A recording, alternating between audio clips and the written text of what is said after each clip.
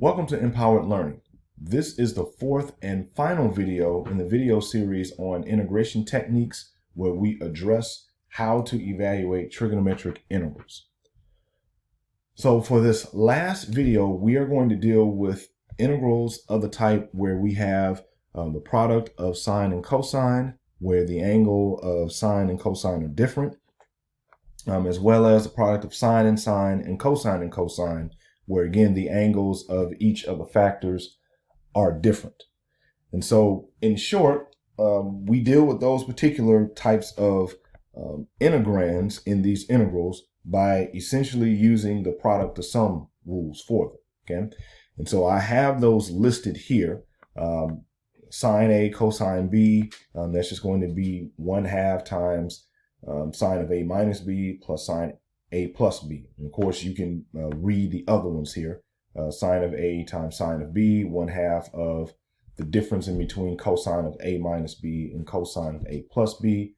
And of course, cosine A times cosine B will be 1/2 times the sum of cosine of A minus B and cosine of A plus B.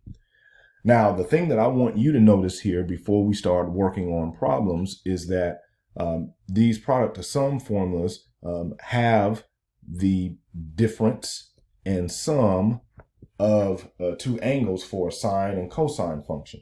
And so if you remember, these product of sum formulas actually come from the addition formulas for sine and cosine. And what we're really doing is either adding and or subtracting the pairs of those identities together to actually form these.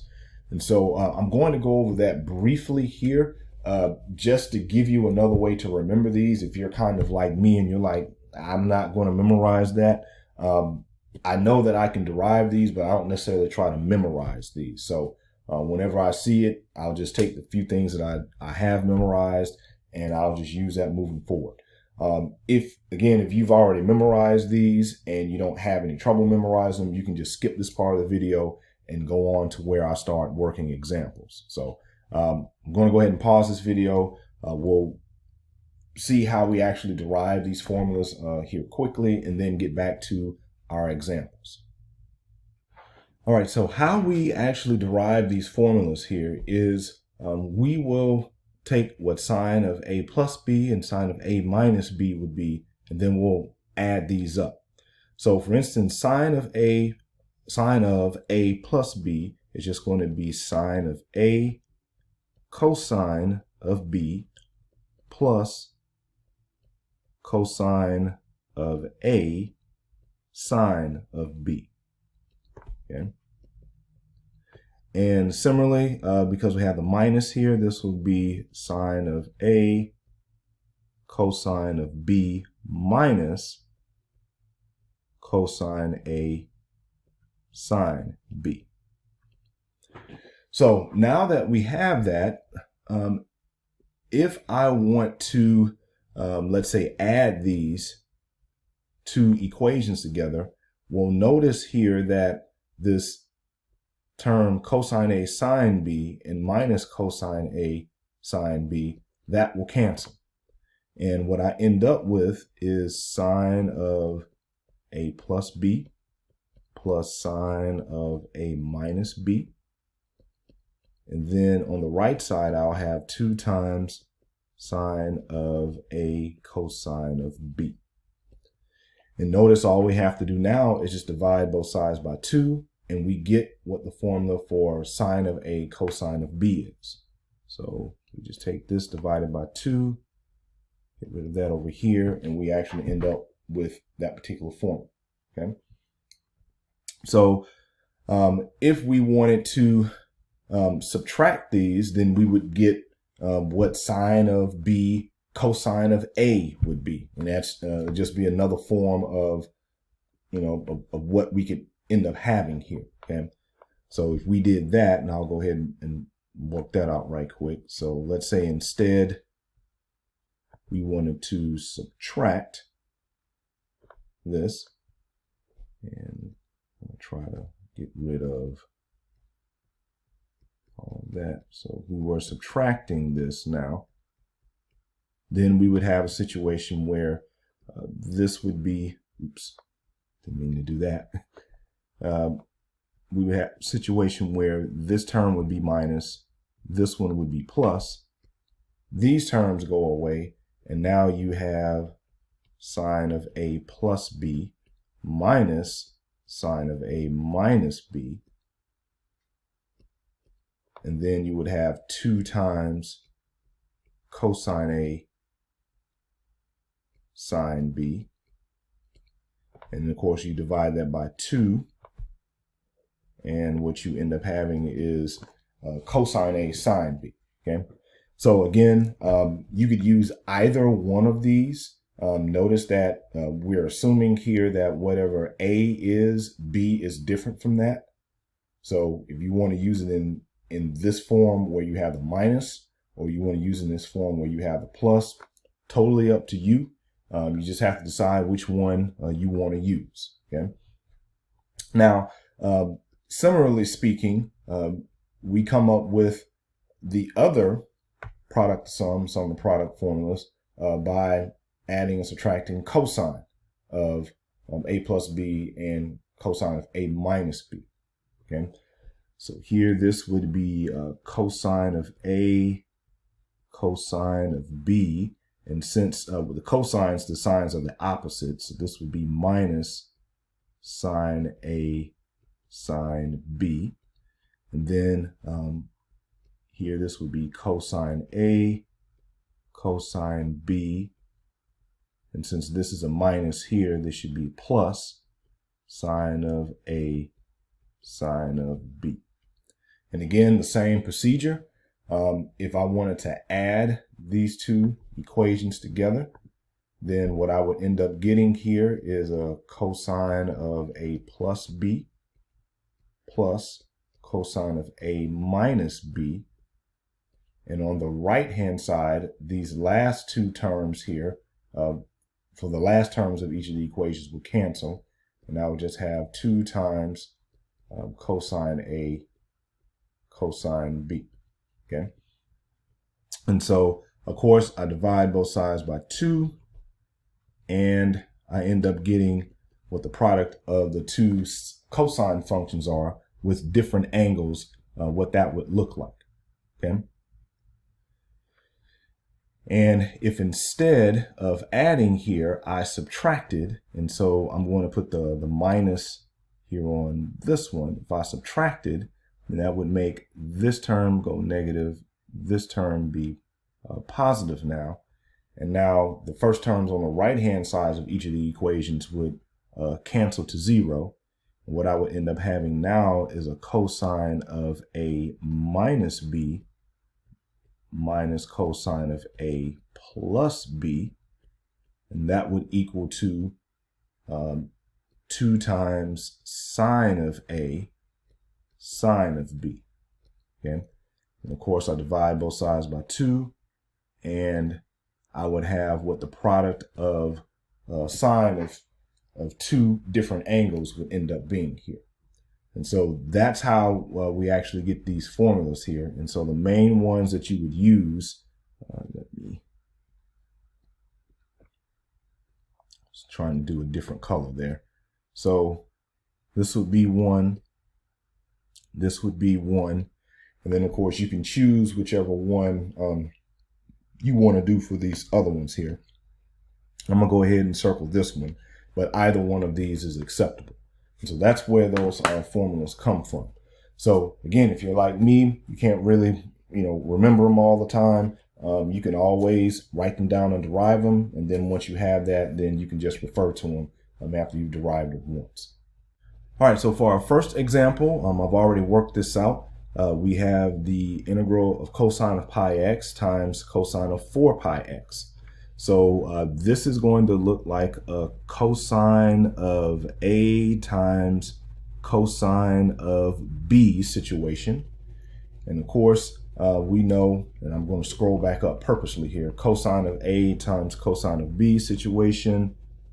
We know we have the sum of the two cosine functions here, where we take the difference of the angles and then the sum. And so that's what we see we've replaced our product of cosine functions at two different angles with. And then, of course, we just need to figure out what a minus b and what a plus b will be. And so we see we've already figured out that information in this problem here by denoting that a is pi times x and b is 4 pi times x. And so we plug in that information here for the a minus b and the a plus b. So now that we're here, then I've broken this out and done substitution, but you don't necessarily have to do this. We know that the antiderivative of cosine of 3 pi over x is just going to be sine of 3 pi x, all that over 3 pi. And same deal here with the cosine here. This is going to be sine of 5 pi x over 5 pi. So that's essentially what that ends up being here. But for some people that need to see the substitution, I've done it. And then after that, we see that we have the factors of 1 divided by 3 pi and 5 pi respectively. And that's what's happening down here. And let me make that look a little better. I was trying to write small, but it didn't work out too hot for me. And so then after that, we just take the antiderivative of cosine of u and cosine of w here, and we see our results, replace u and w with what they were, and we see that we have our final answer. Okay? So for our next example here, we see that we have a definite integral this time. So since we have a definite integral, we know that we're going to have to do some evaluating, find the area under the curve. But the process is still the same in the beginning. We have the product of two sine functions where the angles are different. So we know now that because we have the product of two sine functions, that our product to sum rule here is just going to be 1/2 times the difference of cosine functions, where we're going to have the sum of the two angles and the difference of those two angles. And so that is what we're actually seeing here. And so we go ahead and fill in that information first. And since cosine here is an even function, we can think of cosine of minus x as just cosine of x. And so once we're here, we can go ahead and substitute all that information in. So instead of writing sine of x times sine of 2x, we can rewrite this as 1/2 of the difference of cosine of x and cosine of 3x. So from here, of course, we can take the antiderivative of cosine and cosine of 3x very easily. So we go ahead and do that. And then, of course, since we have a definite integral, we're going to evaluate from negative pi over 2 to pi over 2. And so from there, the rest of this is just plugging in pi over 2 everywhere where we see x on the first round, minus plugging in negative pi over 2 everywhere where we see x for the second round, and then just simplifying. And so we see once we do all that, the final answer that we end up with here ends up being 5/3. Okay. All right, so let's do a few examples where we work them out from scratch here. All right, so for our next example here, we see that we are asked to find the indefinite integral of sine of 8x times cosine of 5x. So we see here that since we're taking the product of a sine function and a cosine function here, that this particular product, product to sum rule is going to apply. So we're going to have that sine of A times cosine of B is going to be 1/2 of the sum of sine of A plus B and A minus B. Okay. And so here we'll identify A as our 8x and we'll identify B as our 5x. And so in this case, this means here that sine of 8x times cosine of 5x will just be 1/2 times sine of the sum of 8x and 5x is 13x plus sine of, and the difference of 8x and 5x is 3x. Okay. And so now that we have that, then we can simply just evaluate 1/2 of, and then take the antiderivative of sine of 13x plus sine of 3x dx. And that's going to be equal to the same thing that is. And of course, the antiderivative of sine is a negative cosine. So this will be negative cosine of 13x. And since we have it by 13x, we know via substitution, we will be dividing by 13 there. And then plus, same deal here, antiderivative is minus cosine. So here we'll make another minus here. Cosine of 3x, all that divided by 3. And then we'll have the plus c at the end. And so, of course, we could, multiply the 1/2 through to make it look a little better. But other than that, I mean, that's pretty much it. So what I'll do here is we'll take out the, we'll just do it like this. So that over 26 minus cosine of 3x over 6 plus c. And that'll be your final answer for that particular integral. And so with that, this concludes the examples and this last video in the video series on integration techniques, where we specifically address trigonometric integrals. So I hope this series of videos helped to give you a better understanding of how to do these types of integrals and how to attack them. Take care.